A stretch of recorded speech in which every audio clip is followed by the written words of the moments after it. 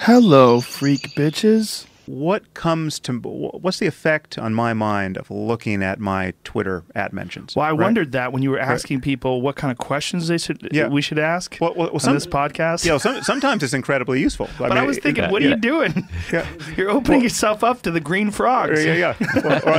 But I mean, I've had both kinds of experience. I've had people send me articles that I would have never found otherwise. They're fascinating, super useful, and it's just it's like this is the perfect use of this technology. And then again, then I get this river of green frogs and weirdness. To the previous point, I pay attention to something for long stretches of time rather than doing something I know is good for me with my attention. I kind of spin the roulette wheel with Twitter, and rather often there's just this kind of toxic undercurrent of mental activity that it produces in me that doesn't make me feel, it doesn't equip me to do anything better in my life, doesn't make me feel any better about myself or other people. I mean, if it has any net effect, it basically grabbed a dozen dials that I can just sort of dimly conceive of in my mind and turn them all a little bit toward the negative. I feel a little bit worse about myself, a little bit worse about my career, a little bit worse about people, a little bit worse about the future, a little bit worse about the fact that I just was doing this when I could have been playing with my kid or writing or thinking productive thoughts or meditating or doing anything that I know is good. You still do this? I don't understand your Twitter compulsion. Yeah, you argue with people. Yeah, I found that fascinating. Yeah. Periodically, periodically. No. I go for weeks without arguing with people. Well, but also you argue with people on your podcast. Well, yeah, but that's right. But that's different. No. But I mean, it's just on the podcast. You'll also be talking about people you're arguing with on Twitter, or so the arguing is a part of your. Well, I get trolled a lot on Twitter. I get trolled. I mean, you have guests. You have guests who come on your podcast and savage me on the podcast, and then troll me endlessly on Twitter. And you mean like Abby Martin? Well, she doesn't troll. I mean, she doesn't troll you. She hates me, but she doesn't know you. I haven't noticed her trolling me. But no, if you got in a room with her, everybody would calm down. She just has. There's people that have radical misconceptions of who you are. Yeah, I'm sure you heard the Josh Zepp's Patton Oswalt thing. Or Patton Oswalt. Don't listen to it. Okay. He went off the rails. Okay. Patton went off the rails like Hannibal style. When no. Are you thinking of Andy Kindler? Oh, yes, I am. Okay. I'm sorry. Did I say Patton Oswalt? Yeah. I'm so sorry, Patton. That's good. So sorry. How did I connect Patton and I are Oswalt? friends? Yeah, Patton's great. Good. Well, Patton's very smart and very reasonable. As is Andy for the most of the time. But so this Andy's kind of crazier. I discovered this very late. So I kept seeing this guy. I didn't know who he was. I kept seeing him in my Twitter feed. Andy Kindler? And then I realized, wait a minute. He seems to be, he's an established comic. He seems to be friends with people who I really respect, who I don't know, Sarah Silverman, who I don't know personally. I mean, we've communicated a little bit on Twitter, but it's like I'm just nothing but a pure fan of Sarah. Jim Gaffigan, other big comics who I totally respect. I don't know how close he is with these people, but he has endless energy for vilifying me as a racist and as a bigot, right? I mean, he's a madman. And I did a search of his Twitter feed, and he's got hundreds and hundreds of tweets where he's going after me in the most retail way. So, for instance, like I tweeted out, can anyone recommend 500-seat halls in all these cities? And I think your friend, is Duncan Trussell a friend of yours? Okay, so Duncan wrote back saying, oh yeah, DM me, I've got a great place in Boston or something. And then Andy Kindler jumped into that thread talking to Duncan saying, don't help him, Duncan, he's a bigot, right? So Andy Kindler's just got endless energy for this. And then I looked at what he was doing, and he had been doing it for years, and I wasn't aware of it. Just to you? Just to me and Bill Maher. He hates Bill Maher. But then you've got another guy on this podcast, Hunter Matz. I had him on once. Okay, so he was on here, and I actually had to go back and watch what he said here because I had been getting so much of this on Twitter. And I mean, it's incredibly common. People are tweeting at me saying, "Why won't you debate Hunter?" It's Matz, right? Yeah. Okay. Why won't you debate Hunter Matz? So I went back and looked at what he said here. Half of it, frankly, didn't make any sense. But his attacks on me on Twitter are the most juvenile. It's like the idea that he thinks this is a way he's going to establish a conversation with me by sending me 2 tweets and then sending me 400 which say you're scared to debate me, right? Yeah. It's crazy. I mean, I think it's Hunter's crazy on the behavior. spectrum. I don't know. I Very, mean, very, very, very smart guy, but taking a terrible, socially retarded approach to establishing a debate. And I've contacted Brian Callen about this, and Brian Callen contacted Hunter about this. And was like, what the fuck are you doing? And he continues to do it. It's crazy behavior. Yeah. He said he wouldn't do it anymore, and then he did more. I mean, every time I look, I see him somewhere in there. But then there's this guy, Mike Cernovich, who's actually has effects on the real world. I mean, Mike Cernovich is, again, he's a Twitter troll. Again, one of these other guys who's challenged me to debate him, and I mean, there's absolutely no possibility of a profitable dialogue. You need to spend less time on Twitter. Yeah, listen but, to you, no, man. but Cernovich was just on 60 Minutes. I mean, he's in the world, and he's affecting people's perception about of your Trump. psyche. Oh yeah, well, for sure, right? Yes. So to come back, it's not. Yeah, it's not. The 9 times out of 10, looking just makes me think. I mean, it's an illusion, because if you met most of these people, if they came up to you at a conference or at a book signing or so, after a gig of yours, and you had more information about them, you saw all of the, all of the crazy coming out, you would say, I don't have to pay any attention. There's no reason to pay attention to what this guy is saying. Whereas on Twitter, everything has the same stature. So whether it's a Washington Post columnist who's tweeting at me, or some guy like Hunter who I have no idea who he is, but he's telling me I got something wrong. Everything has the same stature, and there's no signal to noise sense of what Well, first of all, you fucked up because you talked about them, both of them. You said Candyman 5 times, and now you got a problem.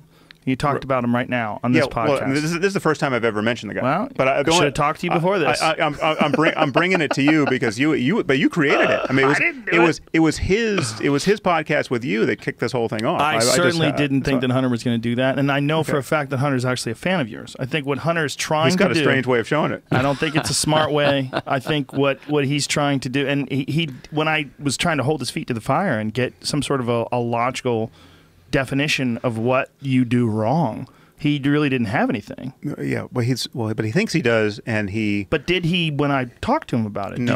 What did he say? And half of what he said about Dawkins and me was totally wrong. Half of what he said about the relevant biology was wrong. I mean, he doesn't have his shit together, but he thinks he does. And there's a level of arrogance and incivility and just a kind of a lack of charity in interacting with other people's views, which is now kind of getting rebranded on the internet as just American can-do chutzpah, right? And it's like it's given us Trump, right? It's like Trump is the ultimate example. He's like the cartoon version of, a person who doesn't know anything relevant to the enterprise, who doesn't show any aptitude for civilly engaging with differences of opinion, and this thing gets amplified to the place of greatest prominence now in human history.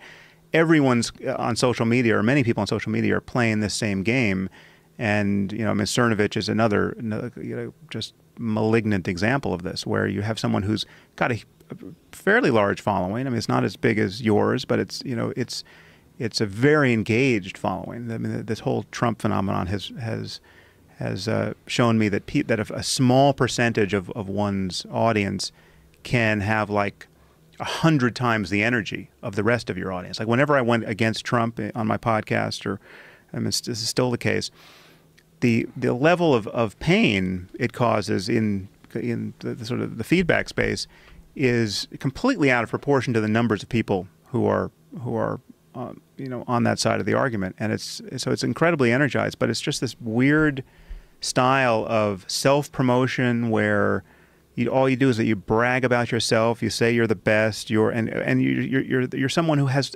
absolutely no basis to back up those claims, and yet an audience thrills to that level of arrogance and empty boast. It's just bizarre. But well, there's a big issue, I think, online where people find like-minded people, and then they develop these communities where they just support each other, and they just have these gigantic groups of people. I mean, not even necessarily gigantic, but groups of people that find any subject. Like for me, you know what it is? Flat Earth. right. I get trolled by people all day that claim I'm a sellout because I don't believe the Earth is flat. This is real. Yeah. But don't you think there's a I think this phenomenon that you're describing is both has really serious negative consequences, but also has some beauty on by the same token. You've got parents all over the world who've got children with rare disease, but they can connect on the internet and bond over that and share tips and doctors and all that stuff. So it's actually, they're both outgrowths of the same kind of phenomenon, but it can be, we see the really difficult consequences of this in our politics right now, et cetera, et cetera. I think we're talking about two different things, though. You think so? I'm talking about confirmation bias. I'm talking about a bunch of people that get together and say, yeah, obviously I'm woke and the Earth is flat and pay attention. There's an technology allows there's an ice both. wall. Yes, but they're different things.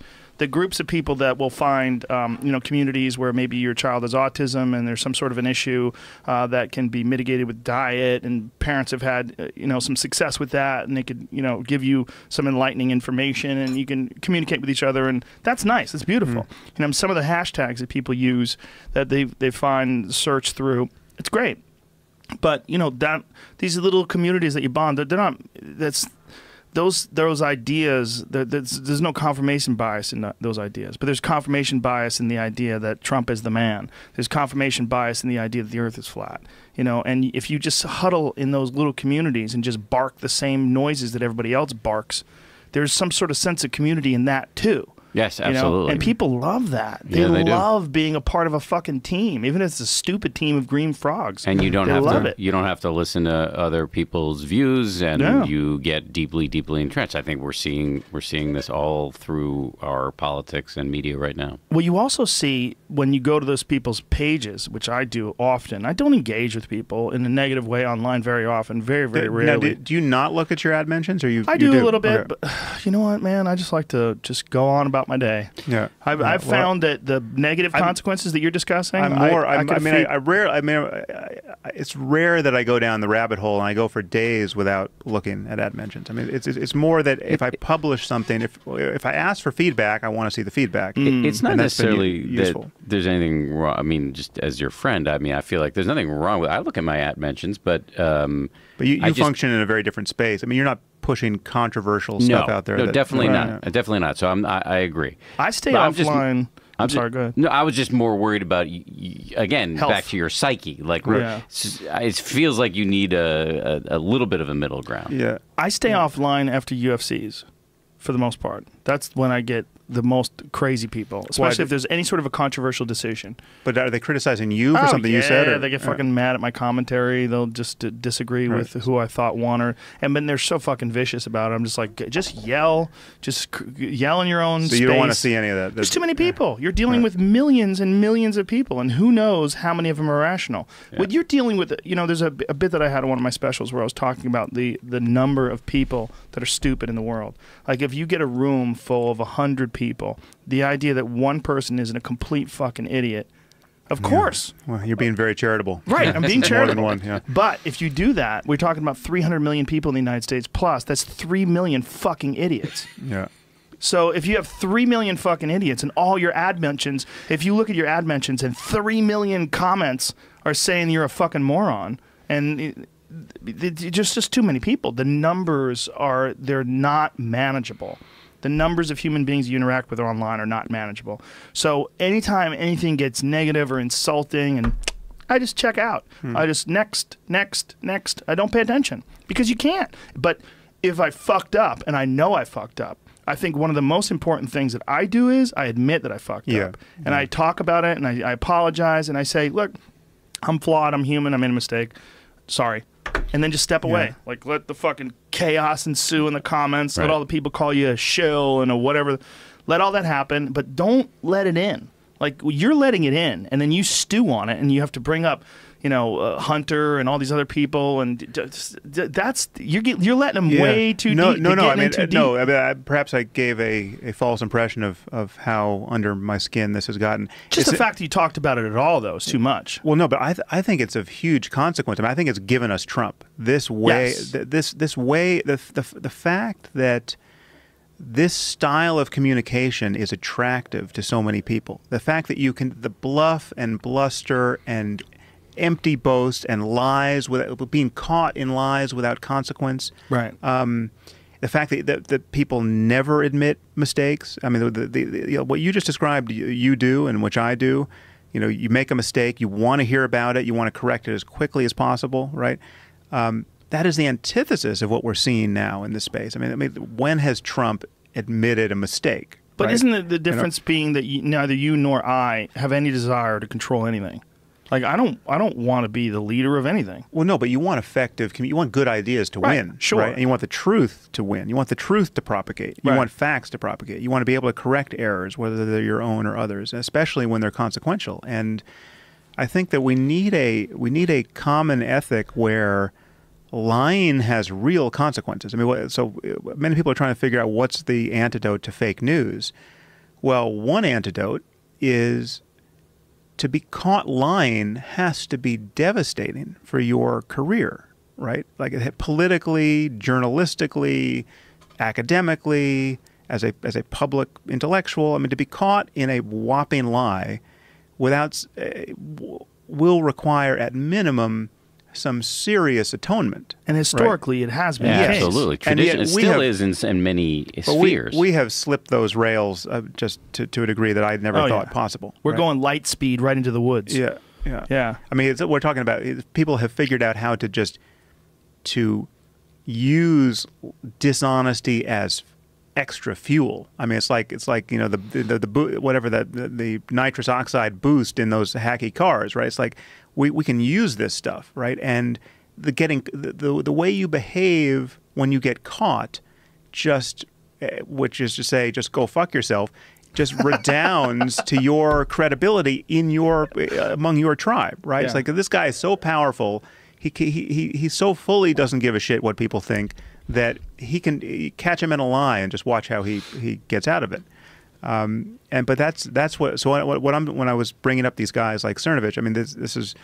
I trolled Cernovich. I decided to troll Cernovich one day, and I thought it was hilarious, and it was just nothing but fun. So there was nothing toxic about that. He's obsessed. Yeah.